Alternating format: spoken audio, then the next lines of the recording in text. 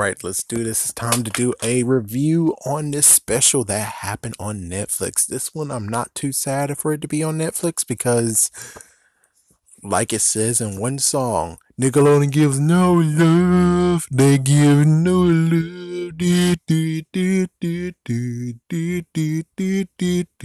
No love.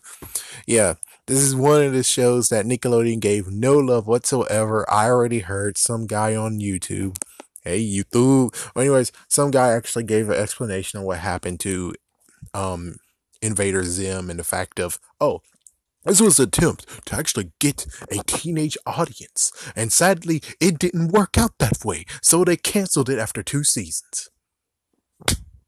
That's as bad as Symbiotic Titan. They wanted to get freaking teenagers into it, and it was very, very good, but it didn't give them what they want, and they canceled it, even though, damn it, son of a bitch, the freaking show stopped at a cliffhanger.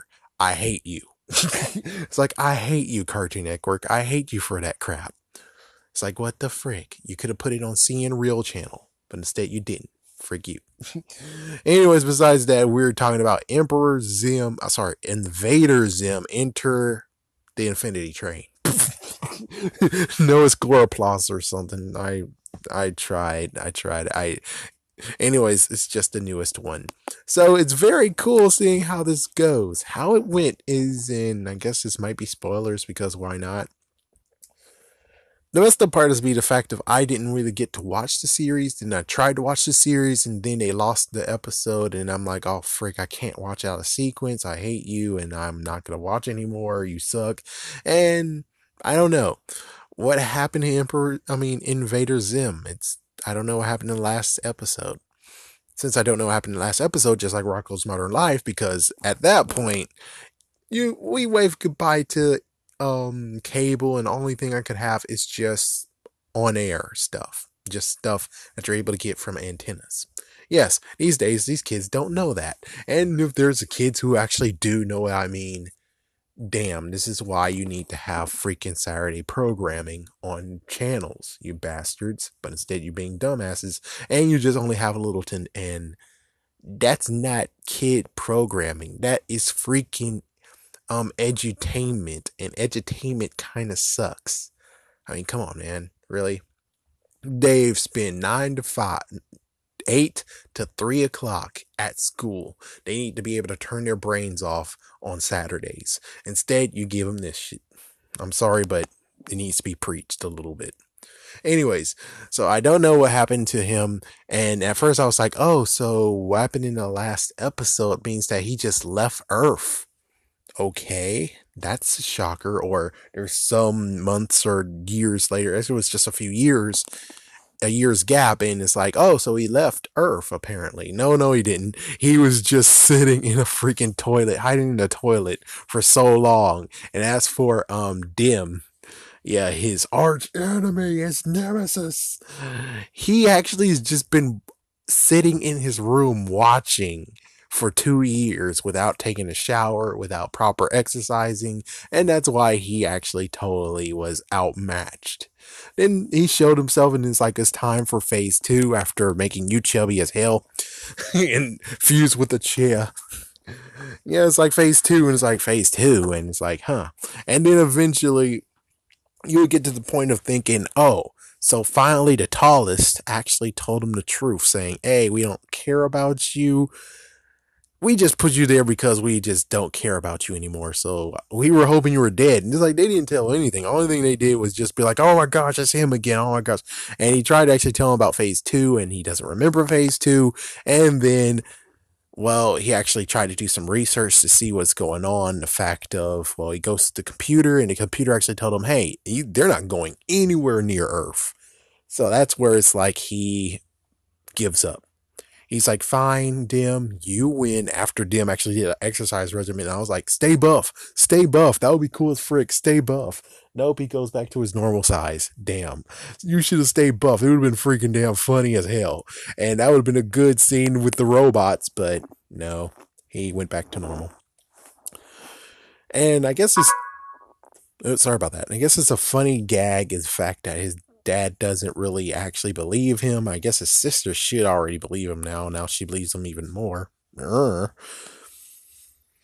And well, he's gonna give up, and then all of a sudden his dad has his invention, and sadly, because you're an adult, you're able to figure out that most likely Dim is gonna do something that actually is going to make Zim actually is like, oh, I got it. Yeah, I figured as much, and he did. He used his dad's invention against him. He apparently has a moose, which I bet most likely came in the second season, I guess. It's like it either came in the second season or I don't know where it came from. You can write it down below because I got screwed over, okay? Don't yell at me because I got screwed over twice. Once I tried to actually watch it somewhat, and well, I don't have cable. It's like I only can watch it on summer times. That's all I get to do. Watch it summer times. That's all I got to do. Damn it. For 1 month. It's like for one freaking damn month. Every summer. That's all I get to do it. And I tried and they skipped the episode and it's like, oh damn it. So just comment down below. Help me out here. I mean, I could read it, but I'd rather actually watch it and know instead of reading it. So, anyways, the freaking moose actually transported. He actually used them on. Oh my gosh, what the frick? Kids holding hands, and that actually gives out. They're using all the hyperactivity of kids and turning that into peace in the world. Yeah, and then, well, oh my gosh, there's like some crazy places where kids were hanging. It's like, oh my gosh, a volcano? Where's your parents? Holy frick. That's be like some lawsuits going around on that. It's like, yeah, there's gonna be some freaking damn lawsuits. But even so, was able to transport it actually in front of the tallest after actually abducting his dad. And it's kind of funny. He took out his freaking dad. The professor got knocked the fuck out. And it's like, seriously, okay, whatever, man. It's like, you got to actually understand this, Mr. Professor Sir, Scientist Sir. It's the fact of if someone knocked you the fuck out, chances are someone actually wanted to do something to your freaking damn device. So it's like you gotta put two to two together, man. You can't continue on saying, "Oh, that was just a figment of my imagination." It's like, yeah, I'm pretty sure from Iron Man 3, or technically, how about Age of Ultron? Pretty sure Tony Stark wanted that to be a figment of his imagination too, but it sure freaking damn wasn't.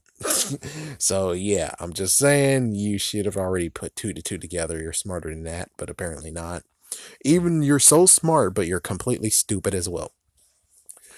So he brings them to, yeah, he brings the freaking planet to the tallest, and the tallest is like, oh, what the frick? It's like, yeah, and then you have the freaking horrible hole you created, the hole that he created because, you know, if you transport something very, very far away, you will cause a rip in the freaking universe, and it's not a black hole. It's called a plorpus or a ploribus. I'm trying here. So, anyways, that thing's there too, and that's after Earth, and they're like, "Oh my gosh, what we're gonna do? We want to go travel still in a straight line. We can blast Earth. It sounds like that's a great idea. Let's blast Earth." And Zim is just getting himself ready, and I'm sorry, but there has to be freaking consequences now because the people saw him as an alien. The next door neighbors kind of know he's an alien. Not really, but even though it's like, people, what's going to happen here? They're going to be like, oh, it's two scenarios here. I'm sorry to just rip all over the place, but it's two scenarios. One, they believe aliens exist and they're like, holy fucking hell. Or B, they're going to say the device they use had a massive flaw. And guess what? Your company's getting fucking ass sued. You can't go with option 3 of being like, oh, there's something in the air or something we drank, or we were giving some good sports energy drinks and they were actually contaminated. And whoever gave those energy drinks or made them will get sued up the ass because that's how it goes. But instead, it's more like, yeah, pretty sure, Professor, you scientist, sir, you can't actually say that is a figment of everyone's imagination. You can't do that. There's going to be some backlash. And I kind of want to see the backlash, but I'm pretty sure that this one's just going to fly over everyone's head. I was like, it's just going to do, just fly over everyone's head. So, anyways, it's kind of cool that there was a freaking ship, which I would love to see the episodes that the ship was in, because the ship is funny as hell. Yeah, he tried to show his dad the ship, and he's like, "Oh, well, that was some good craftsmanship, oh, buddy." And that was before, Zim actually made his move. So what they had to do is actually get the spaceship, and because it turns out their dad was not on Earth tied somewhere in a freaking closet or something. No, he was sent to a freaking galactic prison. What the fuck? And he believes that that's still a part of a freaking illusion. Oh my gosh, he's as bad as Velma in that freaking Scooby-Doo episode. And it's like Velma's worse, because Velma, Daphne, everyone, they saw zombies. They saw catmen. They saw aliens. I'm sorry, but you can't actually say that you can't believe in ghosts after you saw all that crap. Just like this is like, you can't say that this doesn't exist if you actually experienced it. And I was hoping someone just freaking clock him in the face, being like, psh! It's like, it's real. Oh, what the fuck is real? And that's what I think he needed. He needed to get punched in the damn face to realize it's real. That's all he needed. Just a freaking punch dead in the jaw for him to realize, oh fuck, this whole entire shit is real. So eventually the kids actually got on the the freaking spacecraft, and they go to save their dad, and then they come back, and oh my gosh, that was a thrill ride of awesomeness. And then they go back to Earth, and then after that, Zim's like, oh hell no, he takes the moose and runs for it, and Dim follows him. And not to mention, there's just some crazy stuff of where you had the robots, and the robots were wearing the shirt of the company that the scientist professor works in. And he's like, I didn't tell you guys to wear those shirts. You don't work here. What the hell? And it was cool how the fight was going on, which I kind of wish they would have just went up the anti-craziness and be like, well, since I actually trained, I know how to get to my buff form. He's now buff. Dim is now buff and is able to fight the robots alongside his daddy. That would have been cool. That would have been freaking damn cool. That would have been freaking damn cool. And then they had something with a damn ham. And it's like, I would prefer you just erase the ham and do the crazy goofiness of Dim becoming the buff version of himself now. Like now he's some kind of Super Saiyan. So he chases him, and eventually they get back down to Earth. The ham is really needed because she uses it as a golf club or a club or something, knocks him out. There's the moose. The dad has to freaking work like crazy, and they're getting absorbed into the Florpus, and it's like, oh God, Lord. And he finally does it along with all the kids putting their hands together, unifying together. They go back to Earth, and as for the tallest, we're about to blast Earth to smithereens anyways. Too bad Zim doesn't even know about that But anyways, the tallest just goes right into the Florpus, and I'm pretty sure they're dead. It's like, I'm pretty sure they're dead now. The tallest and his freaking alien colony, I know they're the homeworld. I'm pretty sure they have a home world. The home world is still okay. Just all the freaking people in the ship is dead. So it's like, damn. Pretty sure there could be a cool hostile takeover now with freaking Invader Zim, and he can go back to his home world and be like, it is I, and now I control this now. Bow the down. And then he goes to invade Earth now. Oh my gosh. Woo! But anyways, I'm doing lots of injustice here because that freaking special was too good to pass up. So like or don't like, I like it. You better watch it. You better watch it. You better go on Netflix and watch it. I hope Netflix continues on with Emperor Zim as a TV show, because Nickelodeon doesn't deserve it. They're not worthy. They're bastards. Just like if they actually grab Symbiotic Titan, keep making. I know. Netflix said they're not heroes. Okay, I get that. You're not fucking heroes. I see you with freaking damn what you did with Marvel. Screw you on that crap.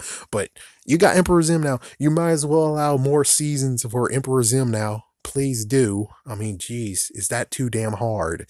It's like, it's like being like talking to Bender and be like, okay, listen, Bender, all I want you to do is fold one sweater. That's all I want you to do. Just one freaking sweater. That's all.